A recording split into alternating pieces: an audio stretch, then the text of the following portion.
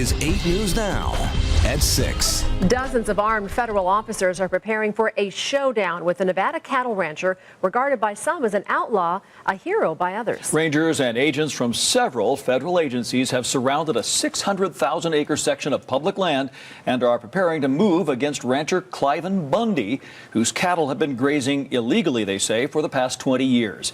George Knapp of the I-Team visited the Bundy Ranch this week and has that story. So this is the freedom that we have in America right here. We're going to have our freedom inside of that fence there. Bunkerville rancher Cliven Bundy thinks the federal government has gone too far in preparing to round up his cattle. Example, this is one of 2 designated spots where the public will be allowed to protest the roundup. A sign inside the fence shows how some people feel about a First Amendment zone. And during our tour with Bundy, a passerby stopped to offer encouragement. I'm one of your neighbors. I get to look at that every day in my life. Hang in there. Okay, thank you. Miles away, just off the interstate, another fenced area is where media are allowed.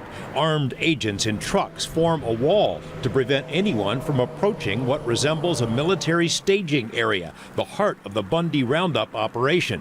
More rangers sit at every road leading into the 600,000-acre Gold Butte area to prevent the general public from coming in.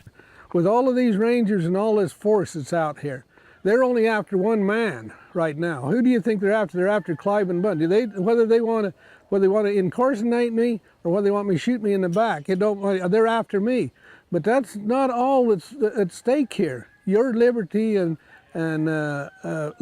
freedoms are at stake. Bundy's had a long time to sharpen his message. The fight has been building since 1993, when BLM changed grazing rules for Gold Butte to protect the endangered desert tortoise. Bundy refused to go along and stopped paying his fees altogether. Since then, the BLM and federal courts have ordered him to stop letting his cattle roam through Gold Butte, and he's ignored the orders because he doesn't recognize federal authority over the land.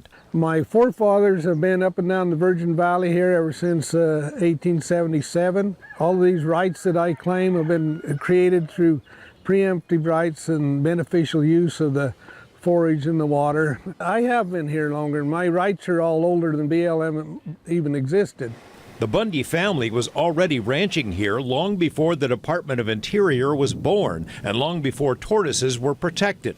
But federal courts say he doesn't have a legal leg to stand on. BLM has long sidestepped the fight, in part because of concerns what might happen if it tried to round up his 500 or so cattle that even now are grazing on forbidden public lands. Bundy says he's always been willing to pay fees, but not if it helps to cut his own throat. I don't have no problem with that.